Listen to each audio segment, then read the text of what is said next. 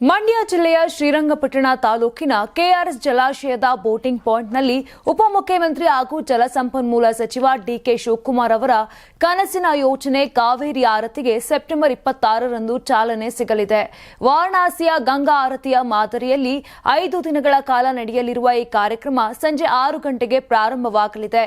ಡಿಕೆಶಿ ಕಾವೇರಿ ನದಿಗೆ ಪುಷ್ಪಾರ್ಚನೆ ಮಾಡುವ ಮೂಲಕ ಕಾರ್ಯಕ್ರಮ ಉದ್ಘಾಟಿಸಲಿದ್ದಾರೆ. ಸ್ಥಳೀಯ ತರಬೇತಿ ಪಡೆದ ಪುರೋಹಿತ ನೇತೃತ್ವದಲ್ಲಿ 12ರಿಂದ 13 ಮಂದಿ ವೈದ್ಯಕರ ತಂಡ ಈ ವೈಭವದ ಆರತಿಯನ್ನ ನೆರವೇರಿಸಲಿದ್ದಾರೆ. ರಾಜ್ಯ ಹಾಗೂ ಹೊರ ರಾಜ್ಯಗಳಿಂದ ಸುಮಾರು 8,000ಕ್ಕೂ ಹೆಚ್ಚು ಪ್ರವಾಸಿಗರು ಆಗಮಿಸುವ ನಿರೀಕ್ಷೆ ಇದೆ. ಪ್ರವಾಸಿಗರ ಅನುಕೂಲಕ್ಕಾಗಿ ಕೆಆರ್ಎಸ್ ಬೃಂದಾವನಕ್ಕೆ ಉಚಿತ ಪ್ರವೇಶ ಕಲ್ಪಿಸಲಾಗಿದೆ. 5 ದಿನಗಳ ಕಾಲ ಟೋಲ್ ಶುಲ್ಕದಲ್ಲಿಯೂ ವಿನಾಯಿತಿ ಇರಲಿದೆ. ಕಾರ್ಯಕ್ರಮಕ್ಕೆ ಬರುವ ಪ್ರತಿಯೊಬ್ಬ ಪ್ರವಾಸಿಗರಿಗೂ ಉಚಿತ ಲಾಡು ಪ್ರಸಾದ ವಿತರಿಸಲಾಗುವುದು.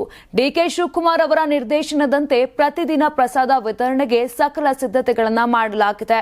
ಇದೇ ವೇಳೆ ಕೆಆರ್ಎಸ್ ಬೃಂದಾವನ ವಿದ್ಯುತ್ ದೀಪಗಳಿಂದ ವಿಶೇಷ ಅಲಂಕಾರಗೊಂಡಿದ್ದು ಬಣ್ಣ ಬಣ್ಣದ ಬೆಳಕುಗಳಲ್ಲಿ ಕಂಗೊಳಿಸುತ್ತಿದೆ. ಕಾವೇರಿ ಆರತಿಯ ಸಂಭ್ರಮದಲ್ಲಿ ಕೆಆರ್ಎಸ್ ಹೊಸ ರೂಪದಲ್ಲಿ ಕಣ್ಮನ ಸೆಳೆಯುತ್ತಿದೆ.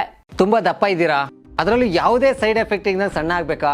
ಎಷ್ಟೋ ಜನ ಹೇಳ್ತಾ ಇದ್ರಿ, ಸರ್ ನಾನು ಜಿಮ್ಗೆ ಹೋಗ್ತಾ ಇದ್ದೀನಿ ಆದ್ರೂ ಸಣ್ಣ ಆಗ್ತಾ ಇಲ್ಲ, ಸರ್ ವರ್ಕೌಟ್ ಮಾಡ್ತಾ ಇದ್ದೀನಿ ಆದ್ರೂ ಸಣ್ಣ ಆಗ್ತಾ ಇಲ್ಲ ಅಂತ ಹೇಳ್ತಾ ಇದ್ರಲ್ಲ. 100% ಯಾವ ಜಿಮ್ಗೂ ಹೋಗ್ದಂಗೆ ವರ್ಕೌಟು ಮಾಡ್ದಂಗೆ ನೀವು ಸಣ್ಣ ಆಗ್ಬೋದು.